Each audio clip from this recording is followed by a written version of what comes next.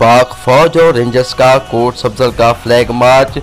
ताज़ा तरीन सूरत हाल का जायजा लिया। इस मौका पर अड्डा नंबर 2 पर नाकाबंदी किए हुए SHO जाम इजाज लाड़ भी मौजूद थे। पाक फौज की ऑफिसरान ने मौसर नाकाबंदी करने और इलाका को कोरोना से बचाव के लिए अहम इकदाम करने पर SHO जाम इजाज लाड़ को शाबाश पेश की।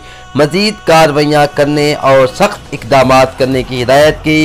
उन्होंने कहा कि एहतियाती तदाबीर पर भी अमल करें और आइंदा के लाहे अमल से भी आगाह किया गया।